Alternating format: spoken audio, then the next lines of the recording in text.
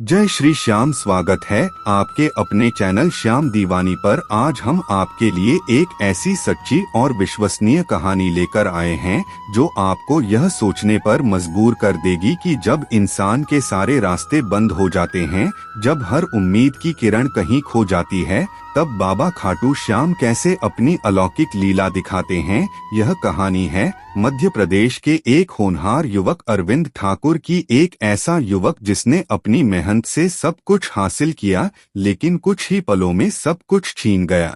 जब अच्छी खासी नौकरी गई, सम्मान पर बात आई और हर जगह से निराशा ही मिली, तब उसे एक ऐसी जगह का पता चला जिसके बारे में उसने कभी सुना भी नहीं था। खाटू धाम। अरविंद की यह कहानी सिर्फ एक नौकरी मिलने की कहानी नहीं है, बल्कि एक ऐसे अटूट विश्वास की कहानी है जिसमें उसे सिखाया कि जब इंसान अपनी इज्जत बाबा के हाथों में सौंप देता है तो वह न सिर्फ उसकी लाज रखते हैं, बल्कि उसकी उम्मीदों से कहीं ज्यादा लौटाते हैं। यह कहानी हर उस इंसान के लिए है जो अपने जीवन में हार मान चुका है, जो निराशा के अंधेरे में जी रहा है। आज आप जानेंगे कि कैसे बाबा श्याम ने एक भक्त की आंखों से निकले आंसुओं और एक सच्चे वादे को सुना और एकादशी से पहले ही उसकी प्रार्थना को पूरा कर दिया। तो चलिए बिना किसी देरी के सुनते हैं बाबा खाटू श्याम की इस अद्भुत और चमत्कारिक लीला की कहानी। यह कहानी शुरू होती है मध्य प्रदेश के सागर जिले की खुरई तहसील में रहने वाले अरविंद ठाकुर की। अरविंद बचपन से ही बहुत मेहनती और लगनशील था। वह जानता था कि परिवार की आर्थिक स्थिति को सुधारने का एकमात्र रास्ता कड़ी मेहनत और पढ़ाई है। अपनी पढ़ाई पूरी करने के बाद उन्होंने एक प्रतिष्ठित कंपनी में काम शुरू किया। अपनी लगन, ईमानदारी और काम के प्रति समर्पण के दम पर उन्होंने बहुत ही कम समय में कंपनी में एक अच्छी और सम्मानजनक पोजीशन हासिल कर ली। उनकी सैलरी बहुत अच्छी थी। उनके सहकर्मी और सीनियर उनका सम्मान करते थे और उनके परिवार का हर सपना धीरे धीरे पूरा हो रहा था। अरविंद को लगता था कि अब उनका जीवन पूरी तरह से सेट हो चुका है। वह अक्सर अपने माता पिता से कहते थे, अब आपको किसी बात की चिंता करने की जरूरत नहीं है, आपकी सारी मेहनत सफल हो गई। उनके माता पिता को उन पर बहुत गर्व था। अरविंद अपनी सफलता के शिखर पर थे, लेकिन उन्हें नहीं पता था कि यह खुशी ज्यादा दिन तक नहीं रहने वाली थी। उनके जीवन में एक अनचाहा तूफान आने वाला था। 20 मई को उनके जीवन में एक भयानक मोड़ आया। कंपनी में कुछ सीनियर ऑफिसर्स की राजनीति और अनुच्छेद दबाव के चलते अरविंद को अपनी नौकरी से इस्तीफा देना पड़ा। यह फैसला अचानक लिया गया था और बिल्कुल अप्रत्याशित था। उन्होंने अपने स्वाभिमान और गरिमा को दांव पर लगने से बचने के लिए यह कठोर निर्णय लिया। नौकरी छोड़ने उनके लिए सिर्फ सैलरी का नुकसान नहीं था, बल्कि उनके आत्मसम्मान और भविष्य के सपनों का टूटना भी था। घर लौटते समय उनके मन में अजीब सा डर था। वह सोच रहे थे कि अब अपने परिवार का सामना कैसे करेंगे। अगले 1.5 महीने तक अरविंद ने हर संभव प्रयास किया। उन्होंने अपनी फील्ड की हर कंपनी में इंटरव्यू दी, अपने कॉन्टैक्ट का इस्तेमाल किया और हर जगह अपनी योग्यता साबित करने की कोशिश की, लेकिन किस्मत उनके साथ नहीं दे रही थी। हर बार किसी न किसी बहाने से उन्हें रिजेक्ट कर दिया जाता। कभी कहा जाता कि उनकी सैलरी ज्यादा है, तो कभी कहा जाता कि उनके अनुभव में कुछ कमी है। धीरे धीरे अरविंद के अंदर की हिम्मत और आत्मविश्वास पूरी तरह से खत्म होने लगा। एक समय पर वह अपनी सफलता का प्रतीक था और अब उसे एक नई नौकरी के लिए तरसना पड़ रहा था। हर रात वह बेचैनी में जगता था। उसकी पत्नी उसे साधना देने की कोशिश करती, लेकिन उसके दिल का दर्द और बढ़ जाता। वह खुद से पूछता, आखिर मेरे साथ ही ऐसा क्यों हो रहा है? क्या मेरी मेहनत का यही फल है? 3 महीने बीत गए और अरविंद के जीवन में निराशा का अंधेरा और गहरा होता गया। वह घर से बाहर निकलना बंद कर चुका था। उसके दोस्तों ने भी उससे दूरी बना ली थी, क्योंकि उन्हें लगता था कि वह एक असफल व्यक्ति बन गया है। 3 महीने तक अरविंद को खाटू धाम के बारे में कोई जानकारी नहीं थी। उसने सिर्फ इतना सुना था कि लोग राजस्थान में किसी पवित्र जगह जाते हैं, लेकिन उसे कभी भी यह नहीं पता था कि वह जगह कौन सी है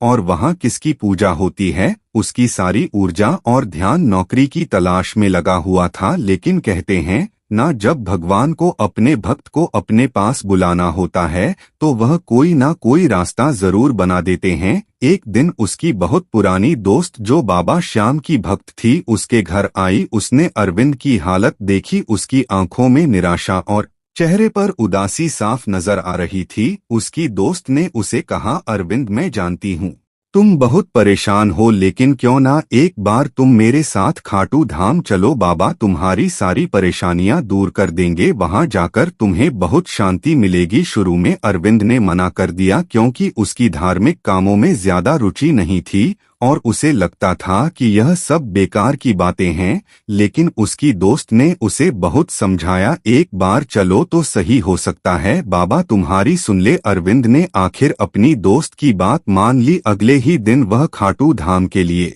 निकल पड़े। जब वे खाटू पहुंचे तो मंदिर का भव्य नजारा देखकर अरविंद दंग रह गया। सुबह का समय था, पूरा वातावरण पवित्र और दिव्या लग रहा था। चारों तरफ जय श्री श्याम के जयकारे गूंज रहे थे। अरविंद ने अपनी दोस्त से कहा, मैंने अपने जीवन में कभी ऐसा माहौल नहीं देखा। उसे पहली बार लगा कि यहाँ आकर उसकी सारी परेशानियां खत्म हो सकती हैं। उसके मन में उम्मीद की एक नई किरण जाग उठी। कुछ दिन बाद अरविंद अपने परिवार को भी खाटू धाम लेकर आया। इस बार उसका मन भावुकता और उम्मीद से भरा था। जब वह मंदिर में दर्शन के लिए पहुंचा तो उसके पास बाबा को चढ़ाने के लिए कोई प्रसाद या नारियल नहीं था। उसे यह भी नहीं पता था कि बाबा के दरबार में क्या लाया जाता है। वह बस भक्तों की लंबी लाइन में लगकर आगे बढ़ता रहा। जब वह बाबा श्याम की प्रतिमा के पास लगी रेलिंग तक पहुंचा तो उसकी आंखों से अचानक आंसू बहने लगे। वह अपनी भावनाओं को रोक नहीं पाया। उसने अपना माथा रेलिंग पर रख दिया और उसके अंदर का सारा दर्द आंसुओं के रूप में बाहर निकल आया। उसी पर उसने मन ही मन बाबा से प्रार्थना की, बाबा मैं बिल्कुल हार चुका हूँ, मेरी इज्जत अब आपके हाथ में है। मैंने बहुत मेहनत से अपना करियर बनाया था, लेकिन आज मैं बेरोजगार हूँ। मुझे पता नहीं कि अब आगे क्या होगा, लेकिन मेरी इज्जत अब आपके हाथ में है। आप मेरी लाज रखना। आंसू पूछते हुए उसने बाबा से एक और वादा किया, मैं जयपुर से वापस जा रहा हूँ, मेरे पास लौटने का टिकट है, लेकिन अगर आप मेरी लाज रखेंगे तो मुझे अगली एकादशी पर फिर से बुलाना, लेकिन जोग के साथ बुलाना। यह कहकर अरविंद और उसका परिवार दिल में एक नई उम्मीद लिए वापस लौट पड़े। अरविंद जयपुर स्टेशन पर अपनी ट्रेन का इंतजार कर रहा था। उसके मन में अभी भी बाबा श्याम से किया गया वादा गूंज रहा था। वह सोच रहा था कि क्या बाबा सच में इसकी सुनेंगे। तभी अचानक मोबाइल पर एक कॉल आया। यह कॉल उसके बहुत पुराने बॉस का था, जिससे उसकी पिछले 5 सालों से कोई बात नहीं हुई थी। अरविंद को यकीन नहीं हो रहा था कि इतने सालों बाद अचानक उनका कॉल क्यों आया।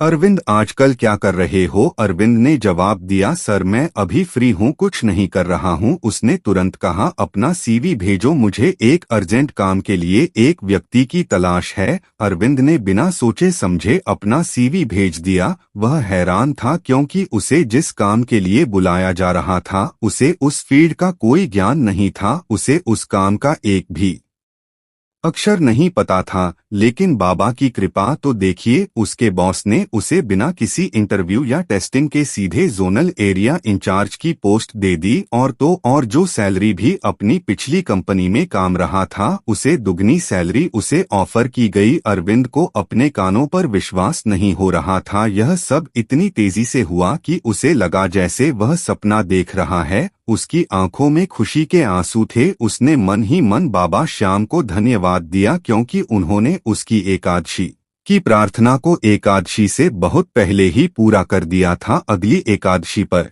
अपनी नई नौकरी और दुगनी सैलरी के साथ फिर से खाटू धाम आया। इस बार उसके पास बाबा को धन्यवाद देने के लिए प्रसाद और एक अटूट विश्वास था। बाबा श्याम ने वाकई उसकी इज्जत रखी थी और उसे हारे का सहारा बनकर दिखाया था। उनका जीवन अब बाबा की कृपा का एक जीता जागता प्रमाण है। तो भक्तों, यह थी अरविंद ठाकुर की सच्ची और चमत्कारी कहानी, जो हमें सिखाती है कि बाबा श्याम हर उसे इंसान के साथ होते हैं जो जीवन में हार मान चुका हो। यह कहानी हमें बताती है कि जब हमारा विश्वास बाबा पर होता है तो वह हमारी प्रार्थना को सिर्फ पूरा नहीं करते बल्कि हमारी उम्मीद से कहीं ज्यादा देते हैं। जब अरविंद ने अपनी इज्जत बाबा के हाथों में सौंप दी तो उन्हें वह मिला जिसकी उन्होंने कल्पना भी नहीं की थी। यह कहानी हमें सिखाती है कि जीवन की किसी भी मुश्किल में, चाहे वह नौकरी की हो, व्यापार की हो या रिश्तों की हो, अगर हम सच्चे मन से बाबा श्याम को पुकारे तो वह हमारी पुकार जरूर सुनते हैं। तो मिलते हैं एक नई कहानी के साथ। जय श्री श्याम दोस्तों।